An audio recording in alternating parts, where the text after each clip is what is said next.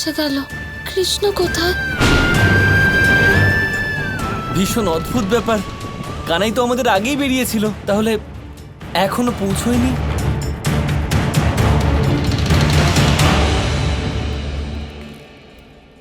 এত রাতে সবাইকে এখানে ডাকলেন, সব ঠিক আছে তো বন্ধু?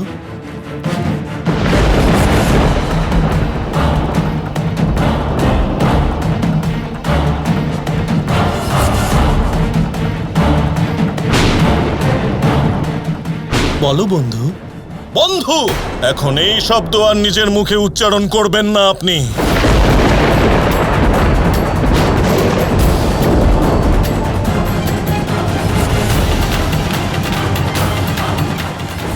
বন্ধু সেই হয় যে বন্ধুর ওপর আসা আঘাত নিজের ওপর নিয়ে নেয়।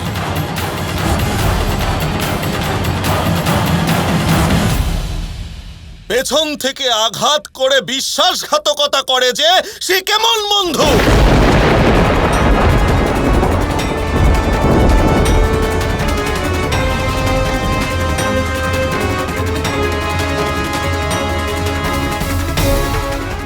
পিশাচও তো আপনদের ছেড়ে দেয়, আর আপনি? আপনার থেকে এটা আমি আশা করিনি নন্দরাজ। এসব আপনি কি বলছেন? আগে বলুন, কেন আপনি এসব কথা বলছেন?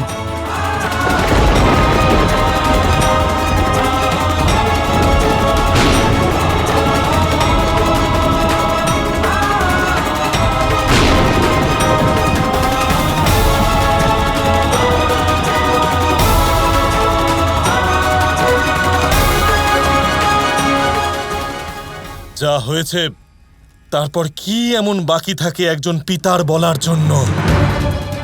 আপনার পুত্র, আপনার কানাই, ওর মুখের মিষ্টি মিষ্টি কথা খুব ভালো লাগতো না আপনার?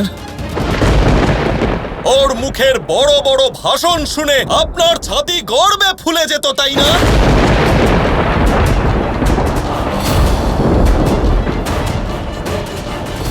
ও আজকে আমাকে অপমান করেছে।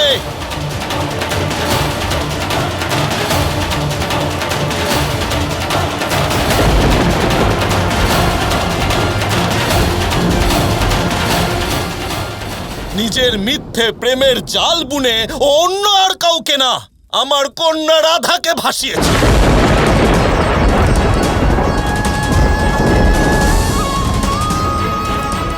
নিজের মিষ্টি মিষ্টি কথা বলে ওকে ভুলিয়েছে। সেই রাধা যে আজ অবধি আমার চোখে চোখ রাখেনি, আজ সেই রাধা আমার চোখে চোখ রেখে বলেছে যে ও কৃষ্ণকে ভালোবাসে।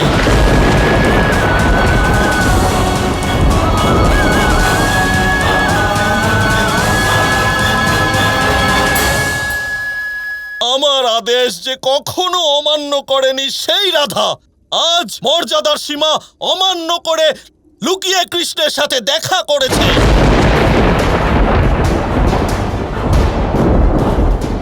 আর এই সমস্ত কিছুর দোষ আপনার নন্দরাজ। আপনি নিজের পুত্রকে নিয়ন্ত্রণে রাখতে পারেননি। বলুন কেন? কেন কৃষ্ণের সমস্ত কুকর্মের শাস্তি আমি পাব? বলুন কেন?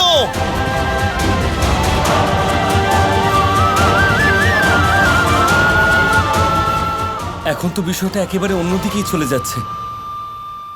আমি তো এরকম ভাবিনি। জন্ম তো দিয়েছেন, কিন্তু ওকে সংস্কার দিতে আপনি ভুলে গেছেন। যদি নিজের পুত্রকে আপনি সঠিক সংস্কার দিতেন, তাহলে এভাবে কারোর বাড়ির মান নিয়ে খেলার সাহস পেত না ও। না বাবা, খেলা নয়, প্রেম। প্রেম বাবা, প্রেম। চুপ চুপ চুপ!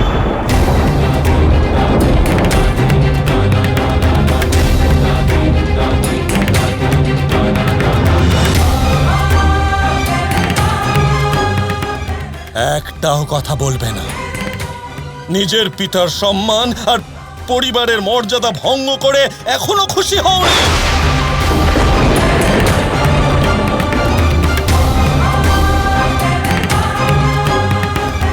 এই সভায় সবার সামনে নির্লজ্জের মতো প্রেমের গুণগান গাইছো তুমি।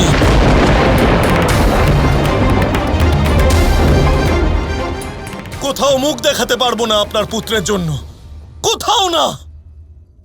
এবার থামুন আপনি।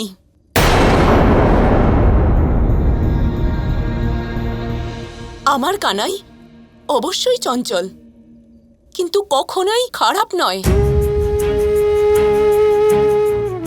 আমার কানাই খেলার ছলে ঠাট্টা করতে পারে, কিন্তু কারুর সম্মান নিয়ে খেলতে পারে না কখনোই। ও আজ অবধি এমন কোনো অপরাধ কখনো করেনি, আর কখনো করবেও না। আর যদি কথা সংস্কারেরই বলেন, ওর সমস্ত সংস্কার, ওর অস্তিত্বকে আমি জন্ম দিয়েছি আমার মমতা, আমার ভালোবাসা দিয়ে। আর আপনি বলছেন আমার সংস্কারে ত্রুটি আছে? ঠিক বলেছেন, আপনি তো ওর মা। যে কোনো মায়ের কাছে নিজের পুত্রের দোষটাও গুণ বলেই মনে হয়।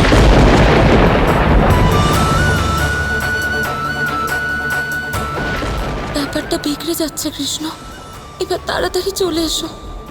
আমার বিশ্বাস তুমি এলেই সব ঠিক হয়ে যাবে। এই ব্যাপারেই আমার ভয় ছিল নন্দরাজ। যখন সুদেবীর বিবাহতে কৃষ্ণের প্রেমের ব্যাখ্যা শুনেছিলাম, প্রথমবারের জন্য আমাদের সমাজের রীতি ভাঙা হয়েছিল, তখন আমি প্রথম থেকেই জানতাম যে ও ভুল ছিল,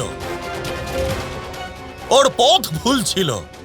কিন্তু এটা জানতাম না যে ও আমার বাড়িরই ক্ষতি করবে। দাঁড়ান বৃষভান কাকা, কৃষ্ণের দিকটা না জেনে আপনি ওর উপরে এরকম আরোপ করতে পারেন না, এটা ঠিক নয়।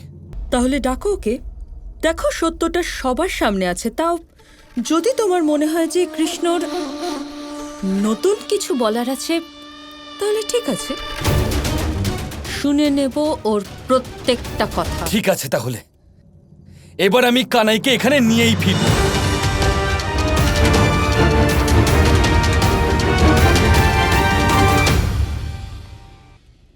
কোথায় তুমি কৃষ্ণ? এসো এখানে আর বলে দাও সবাইকে যে কতটা ভালোবাসো তুমি তোমার রাধাকে। বলে দাও যে তুমি আমার সর্বদা অনন্তকালের জন্য। জগতে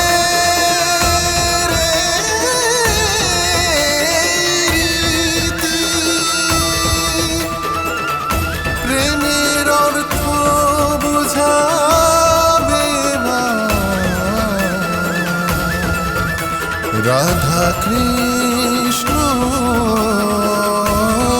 প্রেম।